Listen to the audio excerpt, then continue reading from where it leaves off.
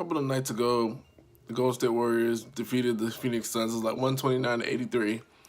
And the biggest deal that was made out of that game was the fact that Steve Kerr allowed the players to coach during the huddles.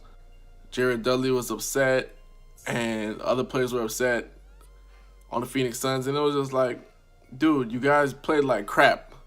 If somebody wants to coach and it's a player, who cares? Worry about yourself. Worry about how you play.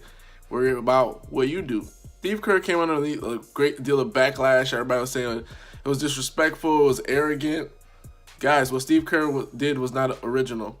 In the 2013 NBA Finals, Tony Parker coached the huddle in the NBA Finals game. In the NBA Finals against the Miami Heat, Greg Popovich allowed Tony Parker to take over the huddle in that Game 1 win that they had. You guys remember that 7-game series in Miami? You guys remember that? Nobody made a big fuss about it. A lot of things Steve Kerr does, it's not like it's necessarily original or it's arrogant or it's cocky. It's just because of the simple fact that any and everybody wants an excuse to tear down the Warriors. Greg Popovich had a player in Tony Parker coach down the stretch in an NBA Finals game. All right? I mean, it doesn't get any higher than that. So a regular season game for the Warriors, if players want to take over the huddle, so be it. It's fine. Plus, the Suns suck anyway, and they shouldn't worry about that. They should worry about not letting teams score a $130 on their head. But this is not original. This is like not even news. The thing is, people don't like the Warriors anymore. And it's becoming more and more apparent. It's like the pretty boy Steph, pretty boy Clay, with the addition of like Kevin Durant and stuff like that. People just don't like the Warriors. They want to see them lose. And it's in the media itself. In 2016, there were already a lot of articles, the Warriors are too flamboyant. They're celebrating too much.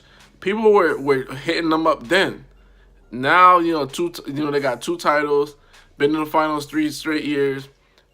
The animosity for them is at an all-time high, where the media is asking, oh, was it a low blow? Was it disrespectful? Do teams need to respect other teams in that regard? Dude, don't get a $130 scored on your head. Like, that's just the bottom line. But this is nothing original. And a lot of things that Steve Kerr has implemented and done has come with his tenure coaching. I mean, his tenure playing for Greg Popovich, Phil Jackson, his GM credentials with the Phoenix Suns. He takes bits and pieces.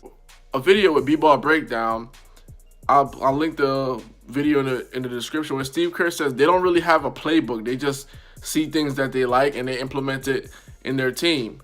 And that's the same thing with their culture. They don't really have a set culture. They see things that are beneficial and they implement it. So it's like a melting pot. But guys, get off your high horse, acting like you've never seen this done before, acting like it's so disrespectful. Greg Popovich did this in an NBA Finals game against better competition, and that wasn't even a story. So at the end of the day, cut that crap out. Let it lay where it is, man. This is not an original thing. This is not something that we need to go up in arms for, especially over the Phoenix Suns. Cut it out.